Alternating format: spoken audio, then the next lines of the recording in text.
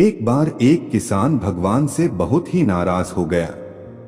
किसान बहुत मेहनती था, बहुत मेहनत से वह खेतों में अनाज उगाता, उसकी देखभाल करता, पर अक्सर उसकी फसल खराब हो जाती। कभी सूखा पड़ जाता, कभी बाढ़ आ जाती, कभी तेज धूप, कभी आंधी, कोई न कोई कारण बन ही जाता कि उसकी फसल खराब हो जाती। एक दिन वह किसान गुस्से में आसमान की ओर देखकर भगवान से कहा, हे ईश्वर, आपको लोग सर्वज्ञता मानते हैं कि आप सब जानते हैं, कहते हैं कि आपके इच्छा के बिना एक भी पत्ता नहीं हिलता, पर मुझे तो लगता है कि आप छोटी सी छोटी बात भी नहीं जानते। आपको तो ये भी नहीं पता कि खेतीबाड़ी कैसे करते हैं। अगर आप जानते होते तो हर समय जो बाढ़, आंधी और तूफान आते हैं वो कभी नहीं आते।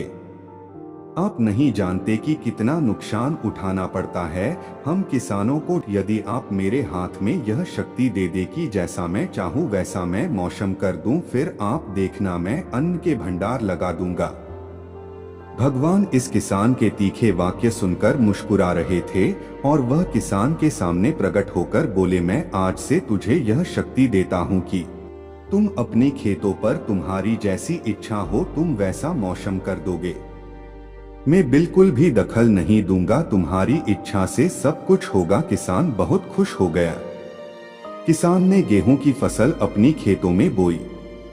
जब उसे लगा कि खेतों को धूप चाहिए तो खेतों को धूप मिले, जब पानी बरसना चाहिए तभी पानी बरसा।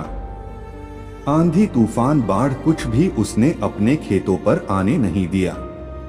किसान के खेत में इस वर्ष ऐसी फसल हुई जैसे पहले कभी नहीं हुई थी। हरी भरी लहलहाती फसल। मन ही मन वह बहुत खुश हो गया और सोचने लगा, अब सबूत के साथ दिखाऊंगा भगवान को कि इसे कहते हैं शक्ति का सही उपयोग। मेरी सफलता देखकर उन्हें अपनी नियम जरूर बदलने पड़ेंगे। कुछ दिन गुजरे, फसल कटने को तैयार हो गए। किसान बहुत उत्सुकता के साथ फसल को काटने लगा, पर जैसे ही उसकी नजर गेहूं की बालियों पर गया तो उसने अपना सिर पीट लिया और वह रोने चिल्लाने लगा। गेहूं की एक भी बाली के अंदर गेहूं का दाना नहीं था, सारी बालियां अंदर से खाली थी। किसान बहुत दुखी हो गया। उसने भगवान को रोते हुए फिर पुकारा, हे प्रभु, तुमने ये मेरे साथ क्या किया? क्या तुमने मुझे कोई सजा दी? भगवान बोले, पुत्र, ये तो होना ही था। तुमने पौधों को संघर्ष करने का मौका ही कहाँ दिया? ना तो तुमने उन्हें आंधियों से जूझने दिया, ना तेज बारिश से सहने दिया और ना ही धूप में तपने दिया। एक भी चुनौती का सामना तुमने उन्हें नहीं करने दिया। इसीलिए सारे पौधे अंदर से खोखले रह गए। जब आंधी, तूफान, तेज बारिश और धूप पड़ती है तभी ये पौधा अपने अस्तित्व को बचाने के लिए संघर्ष करते हैं और इसी संघर्ष से एक बल पैदा होता है जिसमें शक्ति होती है। और यही ऊर्जा पूर्ति तेरे गेहूं के दानों की तरह जो नहीं फूटी। तूने उन्हें कठिन परिस्थितियों से गुजरने ही नहीं दिया जहां उनके अस्तित्व का जन्म होता। सारे बालियां इसीलिए खाली है, इसमें एक भी गेहूं का दाना इसलिए नहीं है क्योंकि तुमने अपने पौधों को संघर्ष कराया ही नहीं।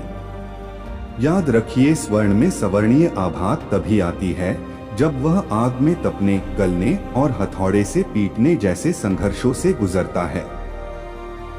कोयले का टुकड़ा हीरा तभी बनता है जब वह उच्च दाब और उच्च ताप की मुश्किल परिस्थितियों से गुजरता है। इसी तरह यदि हमारी जिंदगी में कोई संघर्ष ही ना हो, कोई चुनौती ही ना हो, तो हम भी गेहूं की बालियों की तरह खोखले रह जाएंगे। कोई अस्तित्व नहीं होगा हमारा। विपरीत परिस्थितियां, चुनौतियां, समस्याएं हमें और अधिक निखारती है। यदि जीवन में कठिन परिस्थितियां और चुनौतियां आए तो घबराना मत, बल्कि सामना करना। विश्वास करना कि आप और अधिक निखर जाओगे और अधिक मजबूत बन जाओगे।